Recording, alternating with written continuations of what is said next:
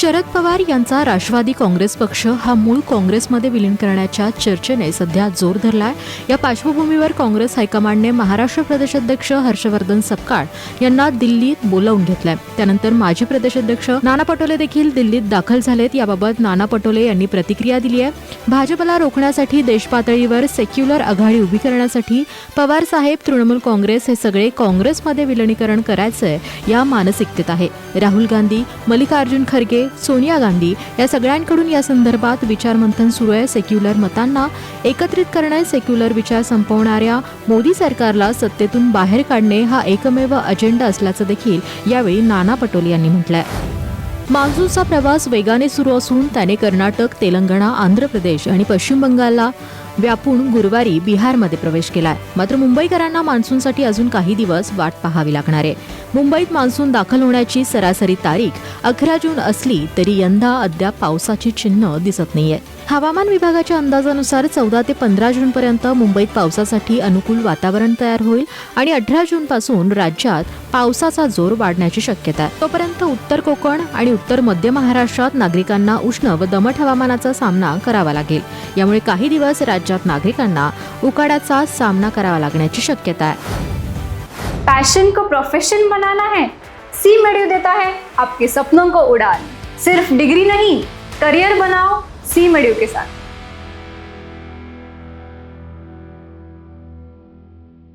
राष्ट्रवादीचा 27वा वर्धापन दिन पार पडला। अजित पवार यांच्या निधनानंतरचा पक्षाचा हा पहिलाच वर्धापन दिन असल्याने सुनेत्रा पवार यांच्या भाषणाकडे सर्वांचंच लक्ष लागलं होतं। या कार्यक्रमात बोलताना त्यांनी पक्षातील नेत्यांना कडक शब्दात इशारा दिला।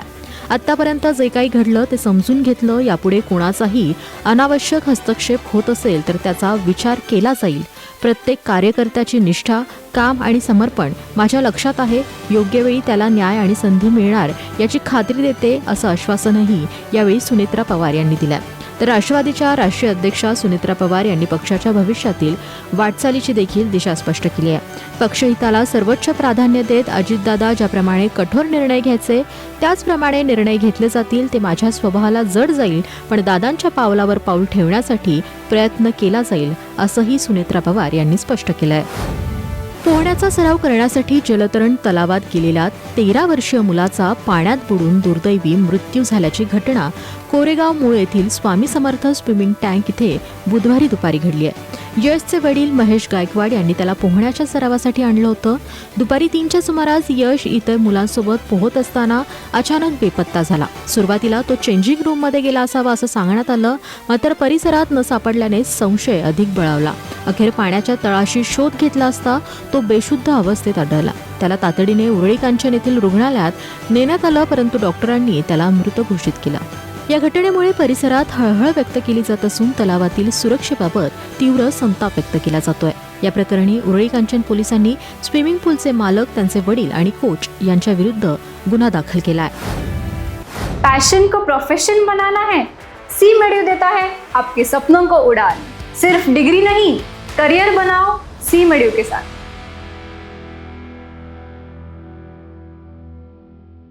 स्टँडअप कॉमेडी शो दरम्यान 370 रुपयांच्या बिर्याणी संदर्भातील वक्तव्य करणारा हिमांशू जांगरा आणि वैद्यकीय शिक्षणासाठी वापरल्या जाणाऱ्या मृतदेहांच्या अवयवांबाबत आक्षेपार्ह टिप्पणी करणारी डॉक्टर सेजल पवार, त्याचबरोबर कॉमेडियन प्रणित मोरे या तिघांवर देखील आता गुन्हा दाखल करण्यात आला।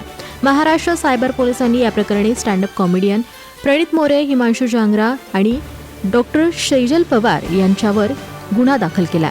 ऑनलाईन प्लॅटफॉर्म आणि सोशल मीडियावर अश्लील, आक्षेपार्ह आणि संवेदनशील मजकूर प्रसारित केल्याचा आरोप त्यांच्यावर ठेवण्यात आला। राष्ट्रीय महिला आयोगाने देखील विविध प्रकरणांची गंभीर दखल घेत प्रणित मोरे आणि हिमांशू जांगरा यांना समन्स बजावलंय। सायबर पोलिसांनी गुन्हा दाखल केल्यामुळे आता या तिघांच्या अडचणीत मोठी वाढ झाली असून पोलीस या प्रकरणी पुढील तपास करणार आहेत। कुटुंबासाठी अहोरात्र कष्ट करणाऱ्या गृहिणींना समाजाने राष्ट्रनिर्मात्या अर्थात नेशन बिल्डर म्हणून ओळखलं पाहिजे, असा ऐतिहासिक निर्णय सर्वोच्च न्यायालयाने दिला। एका रस्ते अपघातातील विमा दाव्याच्या सुनावणी दरम्यान न्यायमूर्ती संजय करोल आणि न्यायमूर्ती एन कोटेश्वरी सिंग यांच्या खंडपीठाने स्पष्ट केलंय की एखाद्या अपघातात पत्नीचा मृत्यू झाल्यास तिने कुटुंबासाठी केलेल्या घरगुती सेवेचा व संगोपनाचे मूल्य दरमहा किमान 30,000 रुपये गृहीत धरूनच नुकसान भरपाई निश्चित केली जावी. याद्वारे न्यायालयाने गृहिणींना कुशल अकुशल कामगारांच्या बरोबरीने मांडण्याची जुनी पद्धत मोडीत काढली आहे. घरातील कामकाज आणि अस्तित्वच गृहिणीवर अवलंबून असल्याने कुटुंबातील कमावते सदस्यच तिच्यावर पराधीन असतात असे सांगत खंडपीठाने पंजाबमधील 2001च्या अपघाती मृत्यू प्रकरणात कुटुंबाला दिलासा दिलाय. पैशन को प्रोफेशन बनाना है, सी मेड्यू देता है आपके सपनों को उड़ान. सिर्फ डिग्री नहीं, करियर बनाओ सी मेड्यू के साथ.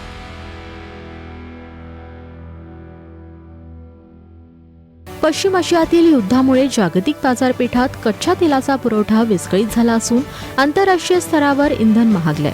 या पार्श्वभूमीवर भारतात डिझेलची साठेबाजी आणि काळा बाजार रोखण्यासाठी केंद्र सरकारने 11 जून 2026 रोजी एक कठोर आदेश जारी केला. किरकोळ बाजारात डिझेल 95.20 रुपये आणि ठोक बाजारात 134.35 रुपये अशा 39 रुपयांच्या मोठ्या फरकामुळे कारखाने व टेलिकॉम टॉवर सारखे बडे ग्राहक किरकोळ पेट्रोल पंपावरून खरेदी करत होते, ज्यामुळे टंचाई निर्माण झाली होती. आता या व्यावसायिक ग्राहकांना थेट पंपावरून डिझेल खरेदी करण्यास पूर्ण बंदी असून त्यांना केवळ ठोक केंद्रावरूनच खरेदी करावी लागेल. नव्या नियमानुसार एका वाहनाला दिवसाला कमाल 200 लिटर डिझेल मिळेल. ते केवळ टाकीतच भरून दिले जाईल आणि पुनर्विक्रीवर बंदी असेल. या नियमांचं उल्लंघन करणाऱ्यांवर अत्यावश्यक वस्तू कायद्याअंतर्गत थेट फौजदारी कारवाई देखील केली जाणार आहे.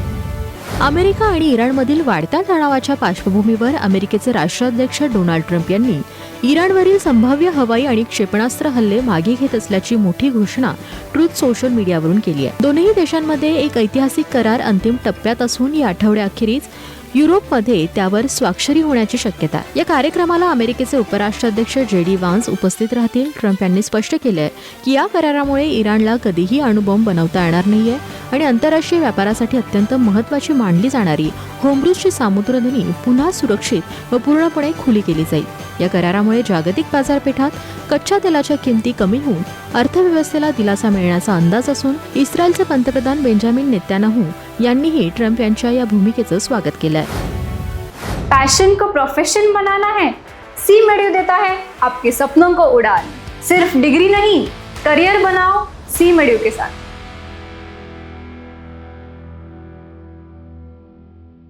भारतीय वंशाचा 30 वर्षीय अष्टपैलू खेळाडू निखिल चौधरीची बांगलादेश विरुद्धच्या 3 सामन्यांच्या T20 मालिकेसाठी पहिल्यांदाच ऑस्ट्रेलियन संघात निवड झाली आहे. विश्रांती देण्यात आलेल्या ट्रॅव्हिस हेडच्या जागी त्याला ही संधी मिळाली आहे.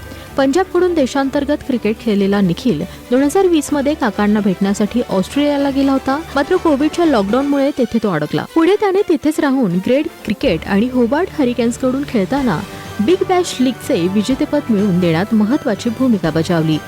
शेफील्ड शील्डमध्ये शतक आणि 5 बळी घेणाऱ्या निखिलकडे अद्याप ऑस्ट्रेलियन नागरिकत्व नाहीये, परंतु ICCIच्या रहिवाशी अटींची पूर्तता केल्यामुळे तो पात्र ठरला.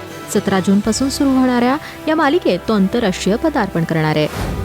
बिग बॉस मराठी 5चा विजेता आणि social media star Suraj Chavan याच्या घरी लवकरच एका नव्या पाहुण्याचं आगमन होणार आहे. सूरजने स्वतः सोशल मीडियावर एक व्हिडिओ शेअर करत कॉलर उडवत, नमस्कार जय महाराष्ट्र, तुमचा सूरज भाऊ आज लय खुश आहे, लय आनंदात आहे.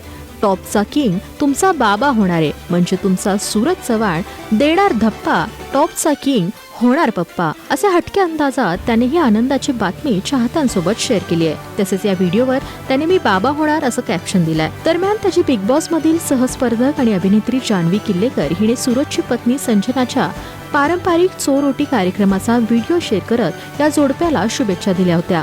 सध्या सूरज आणि संजना यांच्या आनंदाच्या बातमीवर सोशल मीडियावरून कौतुकाचा आणि शुभेच्छांचा वर्षाव होतोय.